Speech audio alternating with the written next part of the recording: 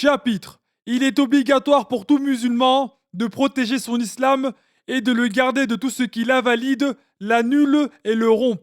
Et c'est l'apostasie. Que Allah Ta'ala nous en garde. An-Nawawi ainsi que d'autres ont dit l'apostasie est le genre le plus laid de mécréance. À notre époque, le relâchement dans la parole s'est multiplié au point que certains prononcent des paroles qui les font sortir de l'islam sans même les considérer comme un péché et encore moins comme de la mécréance. Ceci témoigne de la véracité de sa parole, sallallahu alayhi wa sallam.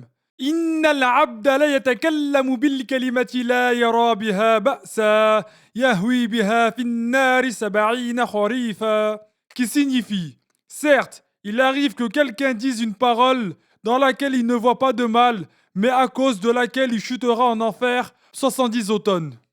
C'est-à-dire qu'il parcourra une distance de chute qui durera 70 ans. Or, une telle chute fait atteindre le fond de l'enfer qui est réservé aux mécréants. Ce hadith est rapporté par At-Tirmidhi, qui l'a jugé Hassan. Dans le même sens, il existe un autre hadith rapporté par Al-Bukhari et Muslim. Ce hadith est une preuve qu'il n'est pas une condition pour chuter dans la mécréance, de connaître le jugement, ni de s'en être satisfait, ni de croire en la signification de la parole, comme le dit à tort le livre Fiqh Sunnah. Il n'est pas une condition non plus pour chuter dans la mécréance de ne pas être en colère, tout comme An-Nawawi l'a indiqué en disant « Si quelqu'un s'emporte contre son enfant ou son serviteur en le frappant violemment et qu'un autre lui dit « N'es-tu pas musulman ?» S'il répond délibérément « Non », il a apostasié. Et d'autres que lui l'ont dit parmi les Hanafites et autres. L'apostasie est de 3 sortes comme l'ont classé An-Nawawi, d'autres savants parmi les Shafi'ites et les Hanafites, et bien d'autres. Croyance, acte et parole. Chaque sorte se ramifie en de nombreuses ramifications.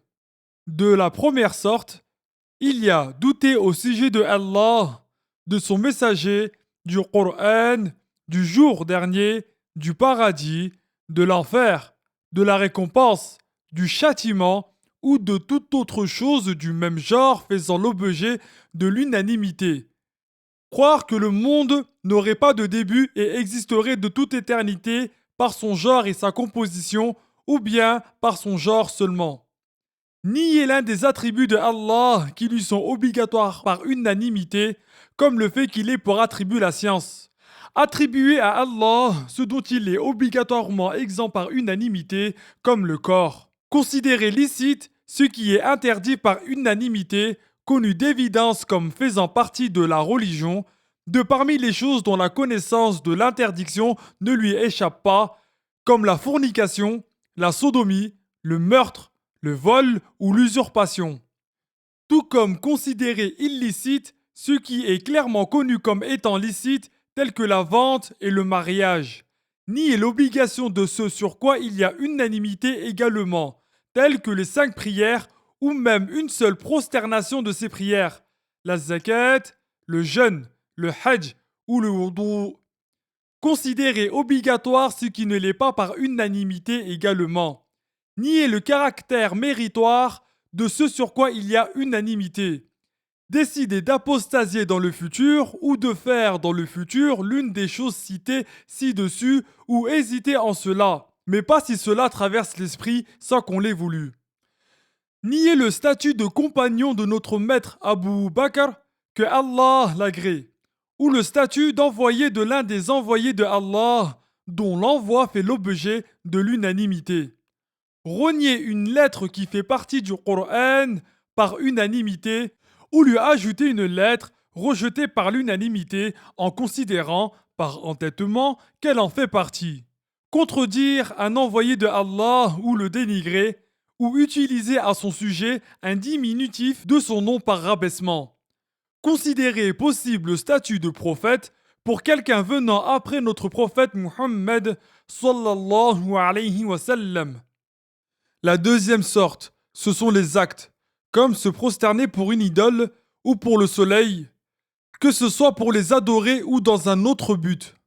Quant à la prosternation pour un être humain, c'est de la mécréance si elle est faite dans le but de l'adorer, tout comme le font certains ignorants qui se prosternent pour certains cheikhs prétendument soufis.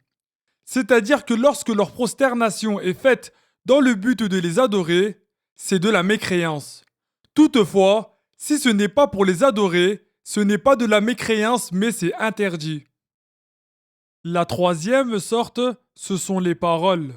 Elles sont très nombreuses et on ne peut les énumérer de manière exhaustive.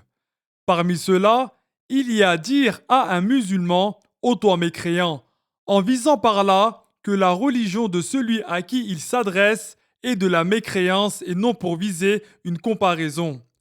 Se moquer de l'un des noms de Allah Ta'ala, de sa promesse ou de sa menace, de la part d'une personne à qui il n'échappe pas que cela est attribué à Allah Subhanahu. Ou dire aussi, si Allah m'ordonnait de faire telle chose, je ne le ferai pas. Ou si la Qibla était changée vers telle direction, je ne prierai pas vers là-bas. Ou si Allah me donnait le paradis, je n'y entrerai pas, par dédain ou par entêtement en tout cela. Et comme de dire, si Allah me punit pour avoir délaissé la prière avec la maladie que j'ai, il aura été injuste envers moi. Ou dire d'un acte qui s'est produit, c'est arrivé sans que Allah l'ait prédestiné.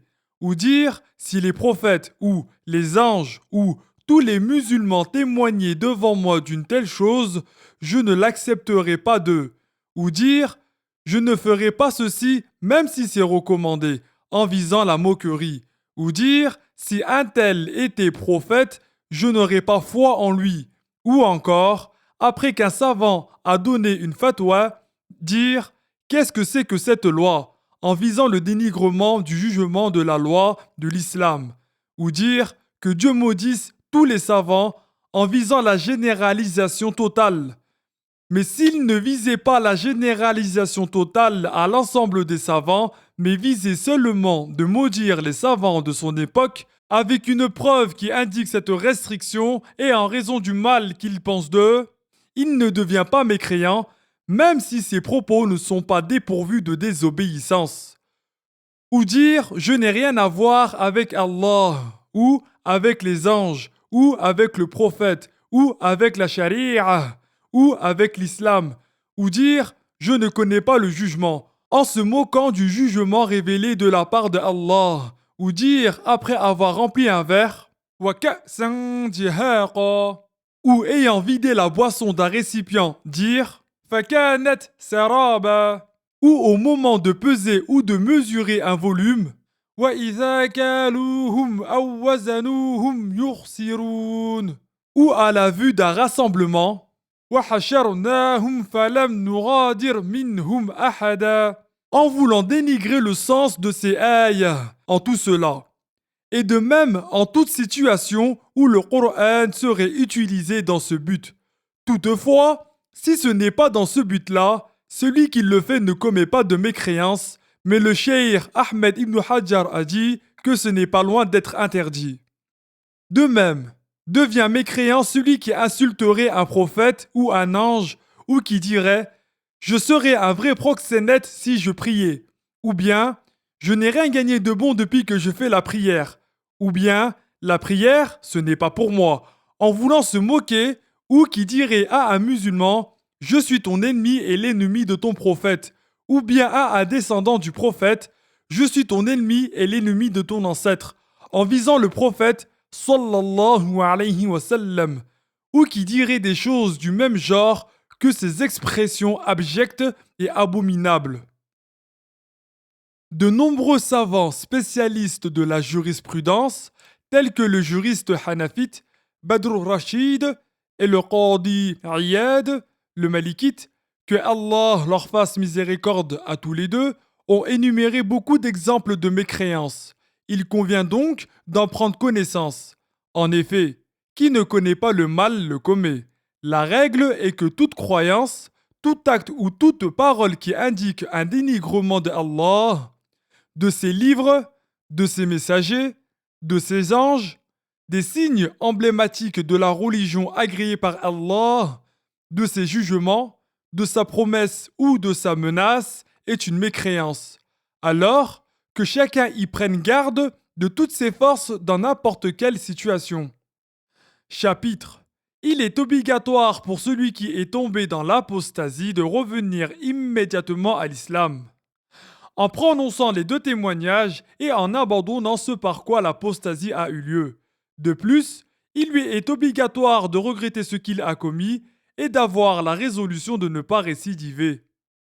Par l'apostasie sont annulés son jeûne, son tayammum, son mariage avant la consommation et son mariage qu'il a déjà consommé s'il ne revient pas à l'islam pendant la période d'attente post-maritale. Son contrat de mariage avec une musulmane ou avec toute autre femme n'est pas valable. Il est illicite de consommer ce qu'il égorge, il n'hérite pas et personne n'hérite de lui. On ne fait pas la prière funéraire pour lui, on ne le lave pas, on ne l'enveloppe pas dans un linceul, on ne l'enterre pas dans un cimetière de musulmans, et ses biens sont consacrés à l'intérêt général des musulmans. Chapitre. Il est obligatoire pour chaque personne responsable d'accomplir tous les actes que Allah lui a rendus obligatoires. Il lui est obligatoire de les accomplir de la manière que Allah lui a ordonnée, en effectuant leurs piliers, en remplissant leurs conditions de validité et en se gardant des choses qui les annulent. Il est obligatoire d'ordonner à qui l'on voit délaisser certains de ces actes ou que l'on voit les pratiquer d'une manière incorrecte, de les pratiquer de manière valable, et il est obligatoire de l'y contraindre si on en a la capacité. Sinon, il est obligatoire de le réprouver dans son cœur en cas d'incapacité à contraindre ou à ordonner, ceci étant le minimum requis par la foi, c'est-à-dire le minimum que doit accomplir la personne en cas d'incapacité. Il est obligatoire de se garder de tous les interdits, de les interdire à celui qui les commet et de l'en empêcher par la contrainte, si on en est capable. Sinon, il lui est un devoir de réprouver cela par son cœur. L'illicite, c'est ce dont Allah a menacé du châtiment celui qui le commet et a promis une récompense à celui qui le délaisse. Son opposé étant l'obligation.